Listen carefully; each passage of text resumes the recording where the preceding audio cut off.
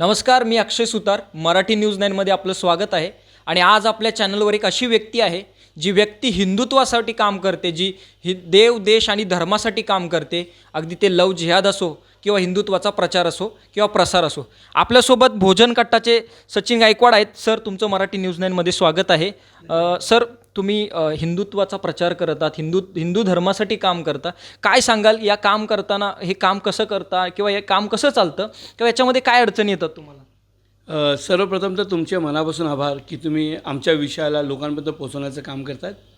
आणि मराठी न्यूज 9चे मी मनापासून आभार मानतो. पण एक मुळात प्रश्न की मी हिंदुत्व कोणासाठी काम करतो आहे, तर समस्त हिंदू बांधवांनी आता हिंदुत्वासाठी काहीतरी केलं पाहिजे. सध्याची जी परिस्थिती पाहताय तुम्ही, जे काल मुर्शिदाबादमध्ये झालं, केरळामध्ये झालं, काश्मीरमध्ये झालं, हे जे उदाहरण आहेत, आपण घरामध्ये पाणी तेव्हा भरतो जेव्हा घरातल्या त्या हंड्यांमध्ये, त्या पाण्याच्या टाकीमध्ये पाणी नसतं. पण जर का त्याच्यामध्ये पाणी आहे, पण ते पाणी बघून पितो, आणि जर का त्या पाण्यामध्ये घाण पडली असेल तर ते पाणी पितच नाही, ते पाणी फेकतो ना. तसं आपल्या देशात, आपल्या धर्मात, आपल्या संस्कृतीमध्ये काहीतरी घाण पडत चालली आहे. त्यामुळे आपण आपली संस्कृती फेकायची का? तो धर्म सोडायचा का घाण पडली म्हणून? नाही, तर त्या धर्म संस्कृतीतली घाण बाहेर काढून फेकायची आहे. त्या धर्माला सोडण्यापेक्षा धर्मांतरण करतात मोठ्या प्रमाणात आपल्या धर्मातील युवक वर्ग दुसऱ्या जाती धर्मामध्ये चालले आहेत. तर तशाच प्रकारे आपल्या धर्माला संपवण्यासाठी ती लोक रोज नवीन नवीन प्रयोग करत आहेत, आणि त्यांना यशही मिळतं आहे. का? कारण की आपला जो हिंदू बांधव आहे तो फक्त सण साजरे करण्यासाठी एकजूट होतो आहे. त्याला फक्त नोकरी, करिअर, फ्युचरचं पडलेलं आहे. पण त्याला हे नाही माहिती आहे की ह्याच्यासोबत आपला धर्म संस्कृती टिकली पाहिजे. आज आपली गुढीपाडवा असतो, हिंदू नववर्ष असतो, त्याला आपण साजरा करतो आहे. अक्षय तृतीया आहे, दिवाळी आहे, गणपती उत्सव आहे.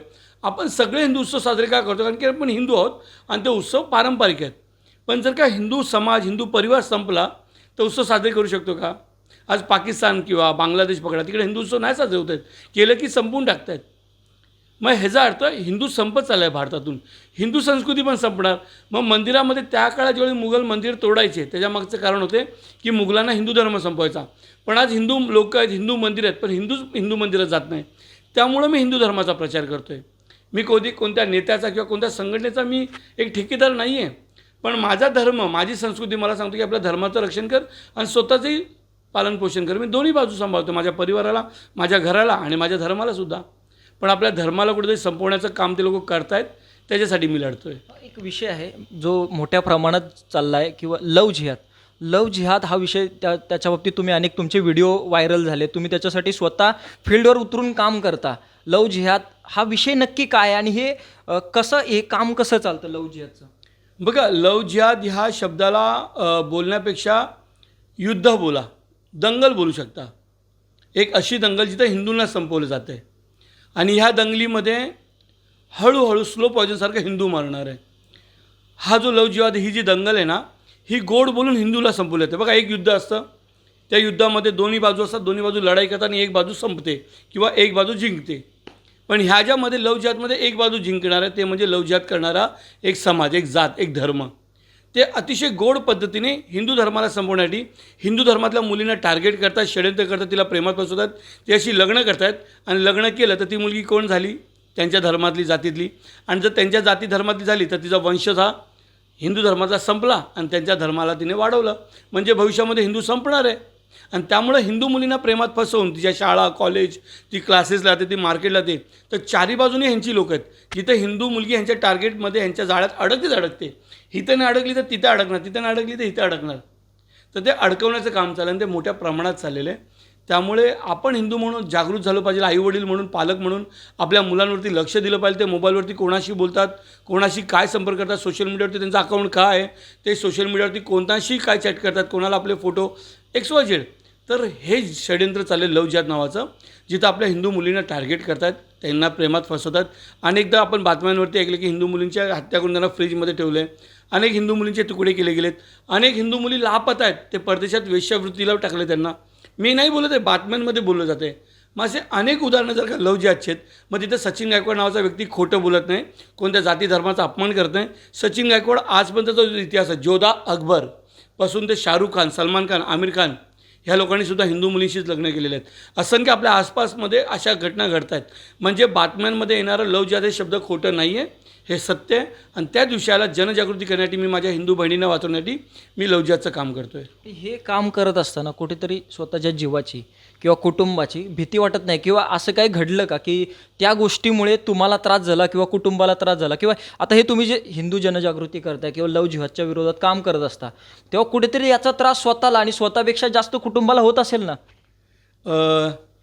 श्री छत्रपती संभाजी महाराजांना सुद्धा तडपून मारलं गेलं, 40 दिवसाच्या यातना केल्या. उद्देश फक्त देव, देश, धर्म, संस्कृती.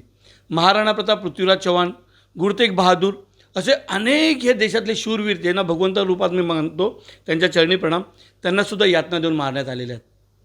पण ह्याच्या पलीकडे तुम्ही असे असंख्य लोक बघितलेत जे करिअरच्या मागे, परिवाराच्या मागे, पैशाच्या मागे, स्वतःच्या अस्तित्वाच्या मागे पळत असतात. त्यांची चूक आहे, ते व्यायामशाळेत जातात आणि व्यायामशाळेत जाताना व्यायाम करता करता त्यांना हार्ट अटॅक येतो आहे. म्हणजे धर्मसेवा करत नाही, ते दुनियादारी करत आहे, फक्त ते स्वतःचा व्यायाम करतात तर त्यांना हार्ट अटॅक येतो आहे. एखादा महागडी गाडी घेऊन फिरतो आहे आणि अचानक त्याचा अपघात होतो आहे तरी तो मरतो आहे. एखादा रस्त्याने चालतो आहे, मरतो आहे. एखाद्याचं चांगलं घर आहे आणि जेवण म्हणता गॅसचा ब्लास्ट होतो आहे. मृत्यूचे अनेक कारणं आहेत. एखादा हॉस्पिटलमध्ये मरतो आहे, डॉक्टरसुद्धा मरतो आहे. जर हे लोक धर्मप्रचार न करता मरत आहेत तर सचिन गायकवाडला मृत्यू आला तर काय कारण आहे? पण आता इतिहास वेगळा होणार. सचिन गायकवाड खूप छान प्रश्न केला. सचिन गायकवाडने धर्मसेवा करता करता भावनिक नाही झाला. धर्मसेवा करता करता लोकांचा प्रचार करत गेला, लोकांशी संपर्क करत गेला. भगतसिंगांना ज्यावेळी फाशी झाली त्या दुसऱ्या दिवशी असंख्य भारतीय जागृत झाले. सचिन गायकवाडने सुद्धा तेच केले. मी भगवंताची, त्या माझ्या कुलदेवताची, ग्रामदेवताची, स्थानदेवताची अध्यात्माला खूप मानतो. त्यामुळे मला ती आध्यात्मिक शक्तीला मी खूप माझ्या आजूबाजूला असते. लोक काही समजा अंधश्रद्धा, पण मला माझी ती आध्यात्मिक शक्ती मला चालवते. तो भगवंत माझ्याकडून हे काम करून घेतो आहे. जाके राखे साह्या मार सके ना कोय. त्या भगवंताच्या कृपेने मी काम करत असतो.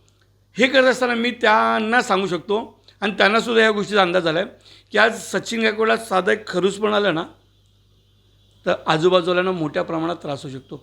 मी एवढ्या मोठ्या प्रमाणात माझा हिंदू समाज वाढवून ठेवला आहे, माझ्या संपर्कात घेऊन ठेवला आहे.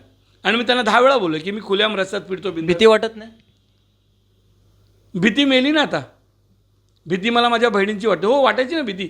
भीती तर स्वीट होती तरी वाटते ना, पण त्यांची भीती निघून गेली आता धर्मासाठी. कारण की माझा धर्म संकटात आहे.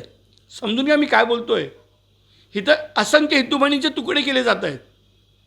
हिंदू बहिणीला एका घरामध्ये बांधून ठेवलं जातं आहे. ती भीती वाटते. ज्या आईबापाने 9 महिने पोटात ठेवलं, तिला लहानाचं मोठं केलं, त्या मुलीला मारलं जातं, यातना दिल्या जात आहेत. ती भीती वाटते की पुन्हा एखादी बहीण नको. आणि मी घाबरून, असंख्य हिंदूंनी घाबरून त्या हिंदू बहिणींना आपण जाळ्यात फसवतोय का? ती भीती मारावी लागेल. भीती प्रत्येकाला, मलासुद्धा आहे, मोठ्या ऑफिसरलासुद्धा भीती आहे. पण ही भीती धरून आता चालणार नाही. करूया मरोची वेळ आलेली आहे. त्यांनी अतिशय वेगवानपणाने आपल्या हिंदू मुलींना टार्गेट केलेले आहे.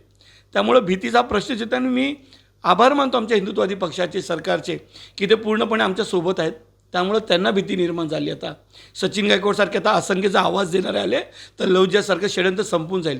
त्यामुळं भीती वाटत नाही. भीती आता त्यांना वाढत चालली. एवढं खरं. म्हणजे तुमचं असं मत आहे की जे तुमचं हिंदुत्ववादी आपलं सरकार आत्ता जे काम करते ते हिंदुत्ववादी सरकार पूर्णपणे अशा कामासाठी पाठिंबा देत आहे? हो, पूर्णपणे. पहिला लव जिहादच्या विरोधात एखादी आई आमच्याकडे यायची, दादा माझ्या मुलीला वाचवा, माझ्या मुलीला घेऊन पळून गेलेत. मग ज्यावेळेस आम्ही त्या एरियात, त्या मोहल्ल्यात जायचो, त्या मुलीला घेऊन यायचो तर आम्हालाच मारलं जायचं की आमच्यावरती खोटे केसेस असायचे. पण आता तसं नाही. संविधानाच्या नियमानुसार सहनिशा करतात, त्या गोष्टी बघतायत. आणि जर का लव जिहादमध्ये खरंच मुलीला फसवलं गेलं तर पोलीस प्रशासन पूर्णपणे आमच्या बाजूने असतं, आम्हाला सहकार्य करतात. आणि आता भीती वाटत नाही. कारण की आता संपूर्ण समाज आमच्यासोबत आहेत. रस्त्याने जाताना पण आमच्यासोबत हजारो लोक असतात. पोलीस स्टेशनला जातानासुद्धा आमच्यासोबत असतात. म्हणजे आता आम्ही एकटा फिरलो आणि कोणी चुकूनही हात टाकायचा प्रयत्न केला आणि झालं समजा उद्या काय जीवाचं बरं वाईट तर मारणारे, हल्ले करणारे किंवा ज्यांनी नियोजन केलं आमच्या विरोधात तर तो कॉल ट्रेस केला जाईल. ते पूर्ण षडयंत्र शोधलं जाईल आणि ज्यांनी षडयंत्र रचलं त्याचं समजून जाऊ मला काय बोलायचं आहे. नाही होऊ शकत. सोपं नाही आता एवढं. तुम्ही जे काम करताय खूप मोठं काम आहे. देव, देश आणि धर्मासाठी, हिंदू धर्मासाठी जे काम करताय त्याच्यासाठी खूप खूप शुभेच्छा तुम्हाला. आणि मराठी न्यूज 9शी आज संवाद साधल्याबद्दल खूप खूप धन्यवाद आणि तुम्हाला पुढील वाटचालीसाठी शुभेच्छा. मराठी माणसाचं आणि महाराष्ट्राच्या हक्काचं न्यूज चॅनल मराठी न्यूज 9.